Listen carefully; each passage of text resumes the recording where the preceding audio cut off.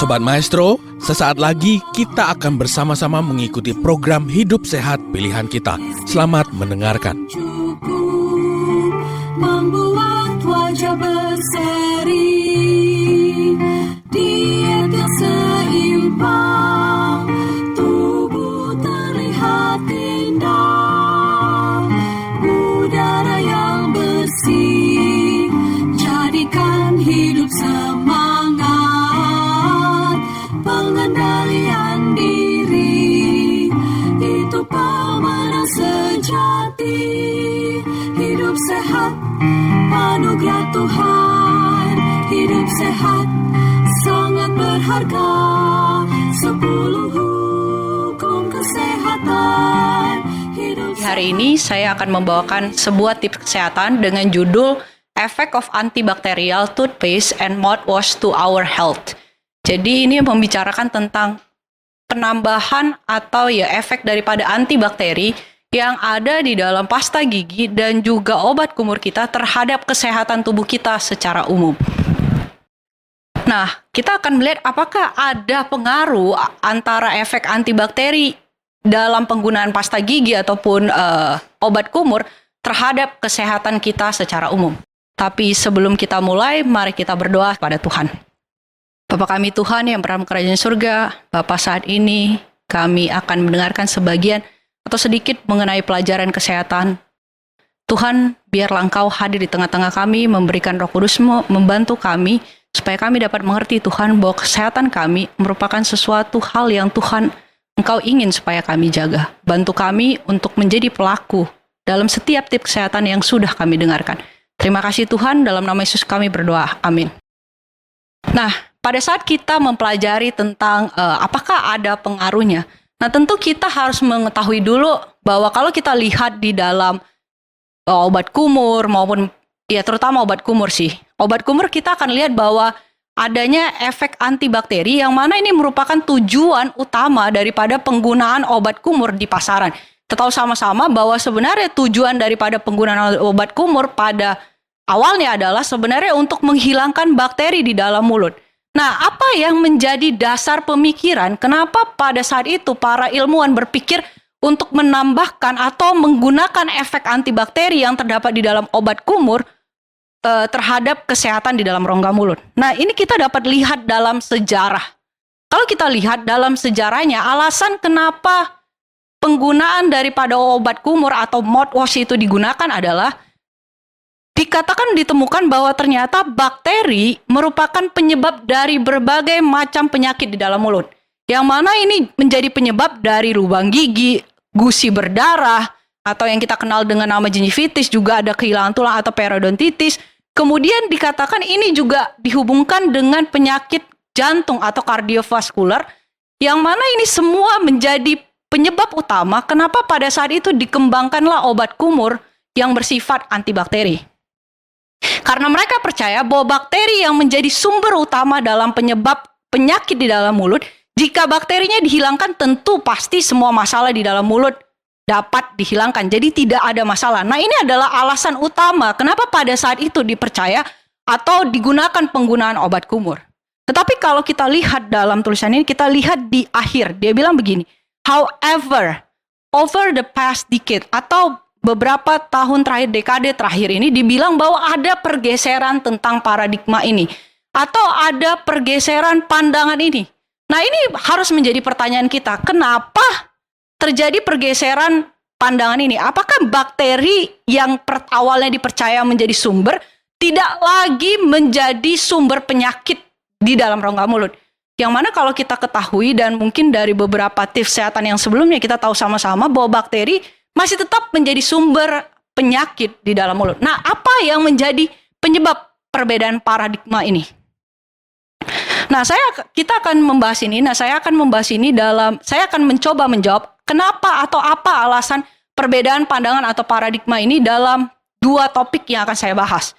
Yang pertama kita akan lihat dari segi mikrobiota, dan yang kedua kita akan lihat fungsi apa sih sebenarnya yang kita bisa dapatkan dari mikrobiota atau bakteri yang ada di dalam mulut.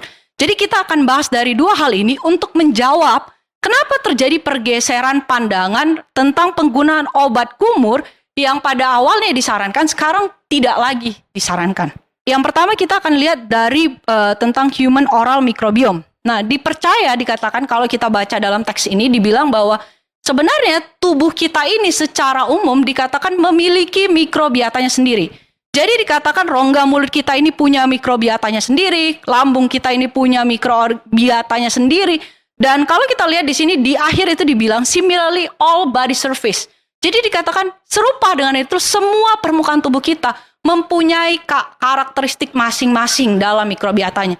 Dengan kata lain, kita bisa melihat bahwa mikrobiota yang ada di dalam rongga mulut, mikrobiota yang ada di dalam lambung semuanya berbeda. Tetapi memang mereka secara normal ada di dalam rongga tersebut. Seperti di dalam rongga mulut yang memang itu adalah sesuatu yang normal yang ada di dalam rongga mulut tersebut. Nah, oleh karena itu kalau memang ini adalah normal, sebenarnya apa yang membuat terjadinya pergeseran tersebut? Nah, kalau kita lihat di sini bahwa kalau kita baca bahkan mikrobiota di dalam rongga mulut ini terdapat dalam jumlah jutaan. Jadi ada jutaan bakteri atau mikrobiota yang sebenarnya ada di dalam rongga mulut kita.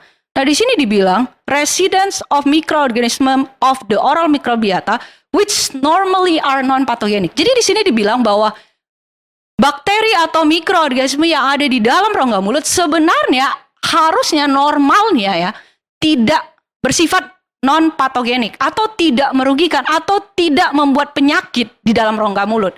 Tetapi katanya have the capacity, memiliki kemampuan untuk berubah menjadi patogenik atau memiliki kemampuan menjadi menyebabkan penyakit oleh karena perubahan lingkungan. Jadi dengan kata lain di sini kita bisa melihat sebenarnya kesalahannya bukan terletak pada bakterinya atau mikrobiotanya. Karena dikatakan dalam kondisi yang normal-normal saja, mikrobiota ini dikatakan bersifatnya tidak merugikan bagi kita. Bahkan kalau kita pelajari nanti, ada keuntungan atau ada fungsi daripada bakteri ini. Tetapi dikatakan perubahan di dalam lingkungan mulutlah yang menyebabkan bakteri ini menjadi bersifat merugikan kita atau membuat penyakit. Jadi kalau kita lihat dari konteks ini, kita dapat satu jawaban yang pertama. Kita tahu bahwa perubahan kondisi lingkungan itulah yang menjadi penyebab pergeseran sehingga menjadi penyakit di dalam tubuh kita. Sehingga tidaklah tepat jika kita menghilangkan bakteri, tetapi kita tetap dengan menggunakan tetap perubahan lingkungan itu terjadi.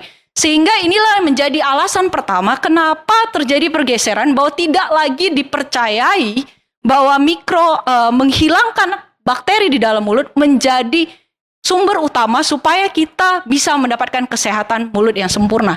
Karena ternyata didapati bahwa perubahan lingkungan di dalam mulutlah yang menjadi penyebab pergeseran di mana bakteri ini dapat menjadi penyakit.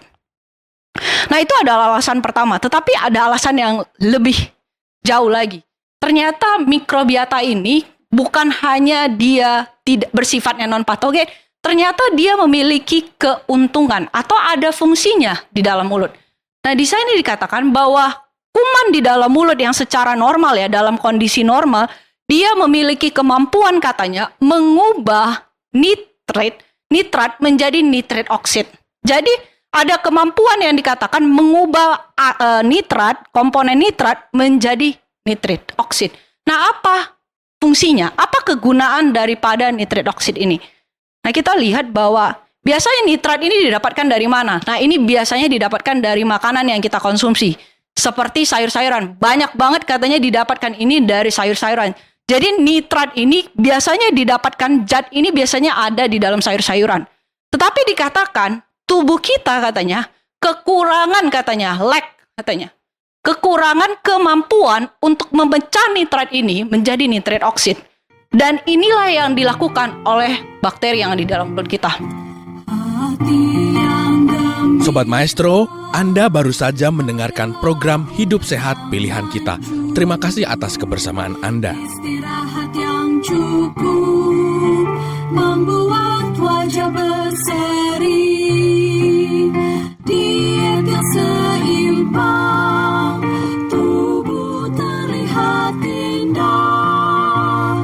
Udara yang bersih, jadikan hidup semangat.